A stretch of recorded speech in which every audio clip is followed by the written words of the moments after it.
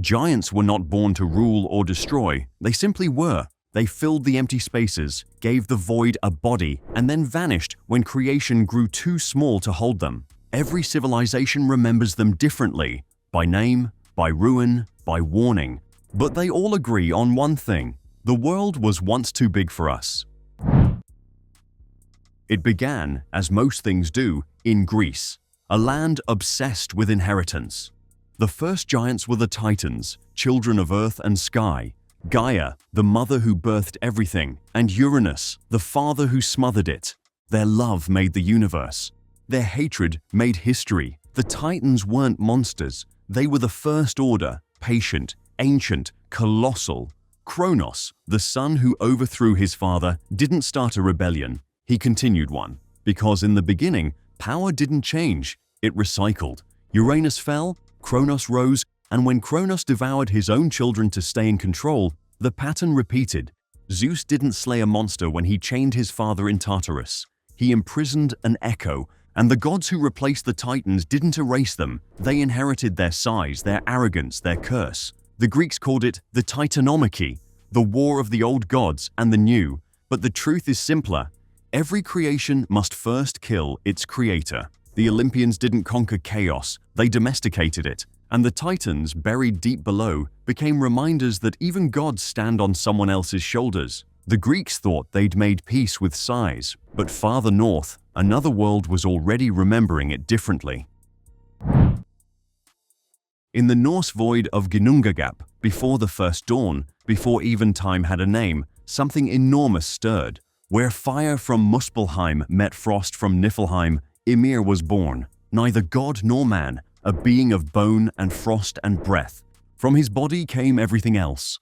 When Odin and his brothers killed him, they didn't just end a life. They built a world. His flesh became the land, his blood filled the oceans, his skull became the sky, the stars, just sparks from the fires that killed him. To live in the Norse world was to live inside a corpse, to walk across Ymir's ribs and call it Earth. Even the gods, for all their power, were parasites on a body that once dreamed. The frost giants, born from Ymir's sweat and sorrow, never forgave the betrayal. They watched from Jotunheim, beyond the mountains and the mist, waiting for balance to return. Every avalanche, every storm over the fjords, those were not weather. They were the dead remembering themselves. But giants never stay in one place. They travel through stories like glaciers, slow, inevitable, unkillable.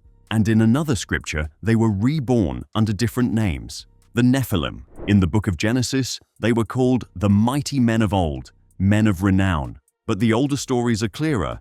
They were the children of gods and mortals, born of forbidden love. Angels saw the daughters of men and desired them.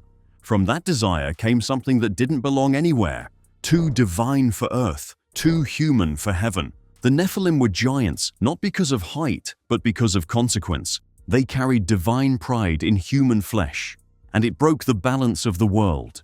When the flood came, it was more than punishment, it was deletion, a divine reset. The bones of the Nephilim washed into legend, half fact, half warning. And yet, their story survived in whispers. Sumerian tablets spoke of the Apkallu, divine sages drowned in the deluge. Canaanite myths told of Rephaim, spirits of giant kings who refused to die. Every version says the same thing. The union of heaven and earth always ends in ruin. The Nephilim weren't villains. They were the first attempt at perfection, and the proof that perfection breaks everything it touches. But where some giants fell from heaven, others rose from the sea. Across the mist of Celtic Ireland, long before saints crossed its green edges, giants ruled the coasts. The Fomorians, one-eyed, one-armed, one-legged, shaped by storm and tide. They weren't evil, just ancient. They existed before form had rules, before beauty meant symmetry. They came from the deep, bringing chaos to a land still learning how to exist. And when the Tuatha De Danann, the shining gods, came to bring order, the Fomorians didn't bow, they fought. Balor of the Evil Eye was their king, his gaze so deadly it burned armies to ash. He was a giant of salt and wind, a living tempest wrapped in flesh.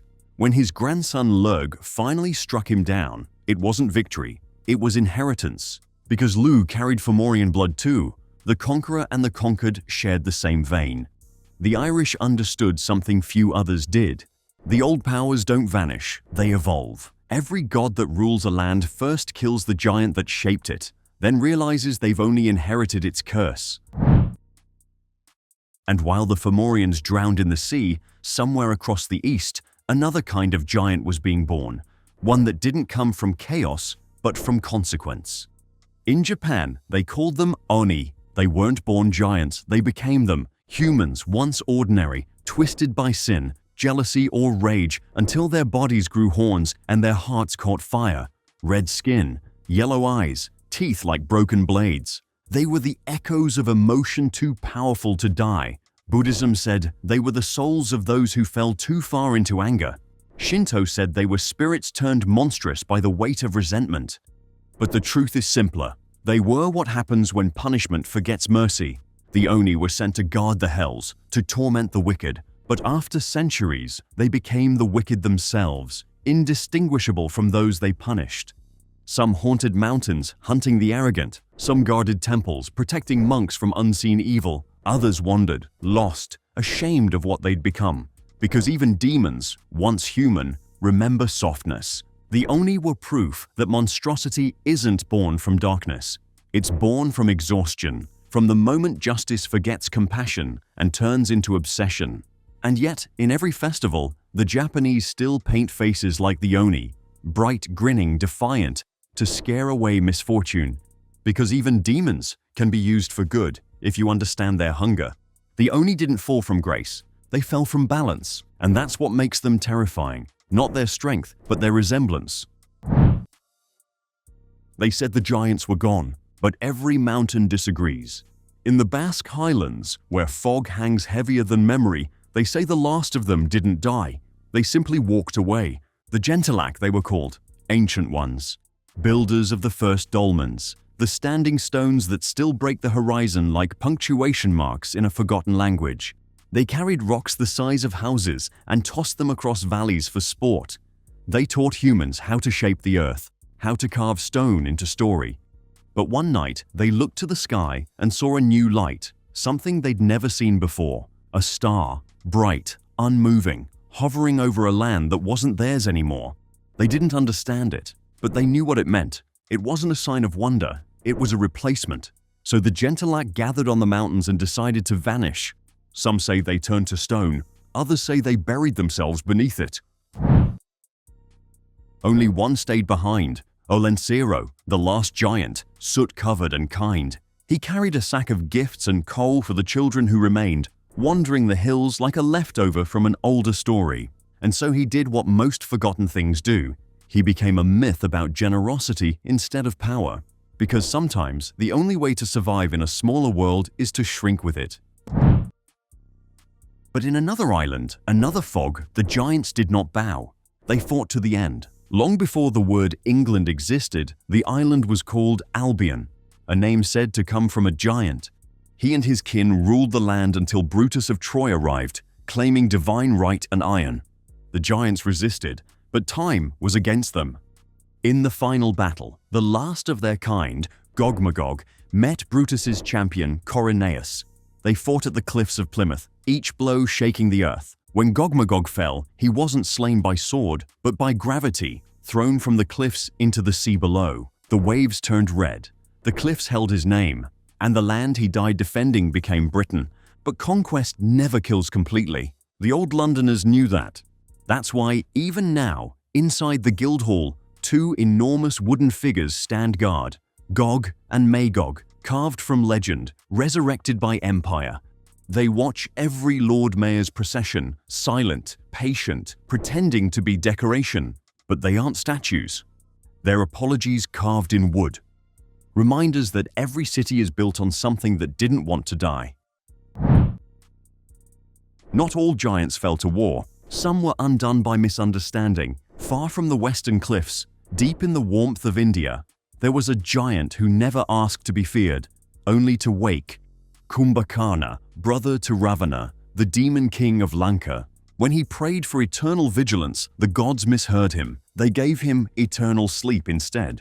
And so he slept for 6 months at a time, unmoving, unthinking, dreaming in silence. When he woke, he ate. Whole herds vanished in his hunger. Then he would collapse again, his snores shaking palaces and forests alike. But when war came, and his brother's pride threatened their world, Kumbhakarna woke one last time, not for hunger, not for glory, but for duty.